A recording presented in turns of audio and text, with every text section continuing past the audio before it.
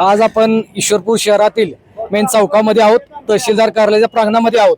याचं कारण असं, नेरले गावचे इथं पूर्ण ग्रामस्थ व नेरले गावचे सरपंच संजय पाटील बापू इथं आहेत। एक 4 ते 5 दिवसापूर्वी एक घटना झाली बहे पुलावरती। तर त्या घटनेचा नेमका घटनाक्रम काय आहे, कशा पद्धतीने त्यांनी आता इथनं पुढे प्रशासनाला आवाहन करणार आहेत, काय नेमकं मोर्चाचं नियोजन आहे हे आपण जाणून घेऊया। बापू नमस्ते। हा नमस्कार। हे जे 3 ते 4 दिवस झाला आपलं नेरले गाव चर्चेत आहे, नेमकी काय घटना घडली आणि नेमकी आपल्या काय मागणी आहेत?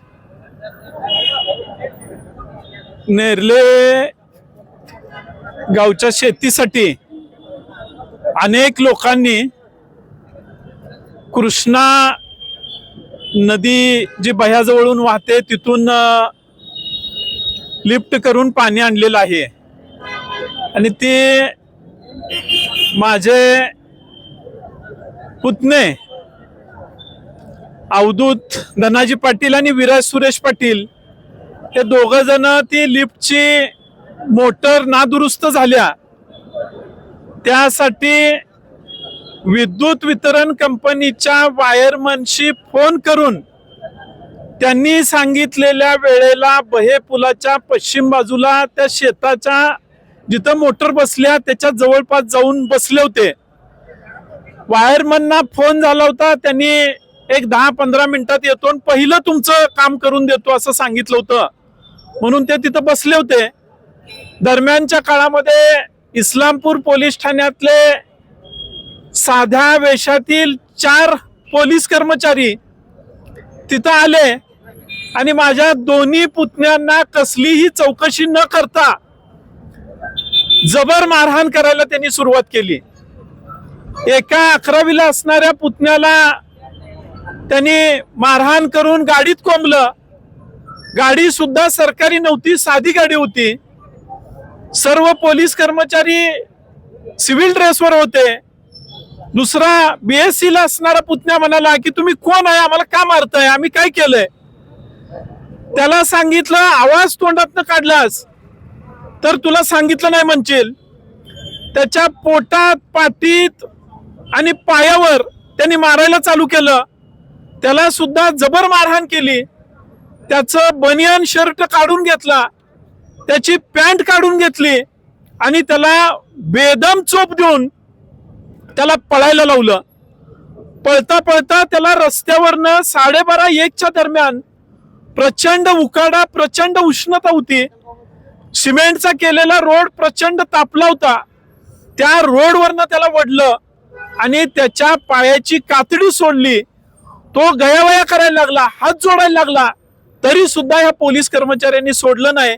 उलट त्याची काढलेली कपडे अंगातली यांनी घेतली, दुसऱ्या पुतण्याला घेतलं आणि त्या साध्या गाडीमधनं त्यांनी त्या दुसऱ्या पुतण्याला घेऊन ते शिरटे नरसिंगपूरच्या दिशेनं निघून गेले आणि हा मुलगा अवधूत तिथंच विवळत पडला। मदतीची याचना करायला लागला, जाणा येणाऱ्या लोकांना हात जोडायला लागला। त्यांनी मला फोन केला आणि मी सांगलीत होतो, ज्या लग्नात होतो त्या लग्नातनं मी फोन आल्या आल्या तिथून निघायला चालू केलं आणि बहेगावचे कृष्णा बँकेचे संचालक शिवाजी मुरारजी पाटील अन्य 2-4 जणांना मी फोन केले। त्यातले शिवाजी मुरारजी पाटील ह्या मुलाजवळ बहे पुलाच्या तिथं पोचले। त्यांनी बघितलं तर ह्या माझ्या पुतण्याच्या अंगावर एकही कपडा नव्हता, त्याचे पाय रक्तबंबाळ झाले होते। तो मदतीसाठी दिसेल त्याला हात जोडत होता। शिवाजी पाटलांनी वस्तीवरचे एका काही जुने पाने कपडे आणले, त्याच्या अंगावर घालायचा प्रयत्न केला, त्याच्या पायाला जुने कपडे बांधले, तळव्याला कपडे बांधले आणि कुणाला तरी विनंती करून अवधूतनं त्याच्या मित्राची गाडी बोलवून घेतली आणि त्या गाडीत बसून त्याला इस्लामपूरच्या उपजिल्हा रुग्णालयापर्यंत पोहोचवलं। दरम्यानच्या काळामध्ये मी सुद्धा तिथं पोहोचलो। त्यानं अवधूतनं केलेला फोन मी जर तुम्हाला ऐकवला तर एकही माणूस यातला रडल्याशिवाय राहणार नाही। एवढी विनंती, एवढी याचना तो करत होता। एवढा तरुण, धड धाकट, तगडा असताना तो काही शेणामेनाचा नाही, परंतु त्याला एवढी मारहाण झाली।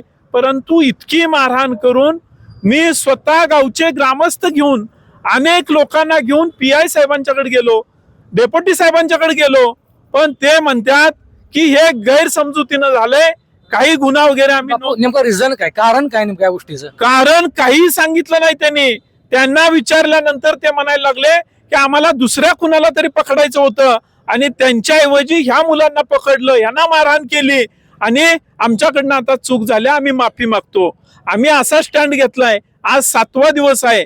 या मुलांना मारणाऱ्या पोलीस कर्मचाऱ्यांच्या वरती ताबडतोब गुन्हे दाखल करावेत, एवढीच आमची मागणी आहे. कारण गोरगरिबाच्या एखाद्याला असा मार बसला, असा चोप बसला, तर त्या माणसाची ताकद सुद्धा नाही पोलीस स्टेशन पर्यंत यायची. कारण मी अनेक वर्ष राजकारणात, समाजकारणात काम करतोय, कधीही कुणाचं वाईट करायचा प्रयत्न केला नाही. परंतु माझ्यावर सुद्धा एवढा दबाव, इतकी लोक, एवढे फोन, एवढ्या लोकांच्याकडनं निरोप आले की तुम्ही मिटवून घ्या.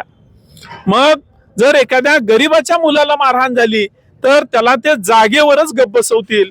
किंबहुना तो कोतळे म्हणून एका मुलाचा मृत्यू झाला पोलिसांच्या मारहाणीत, अशा प्रकारचा मृत्यू झाला तरी 4-2 रुपये देऊन त्या आई बापाला गप्प बसवतील.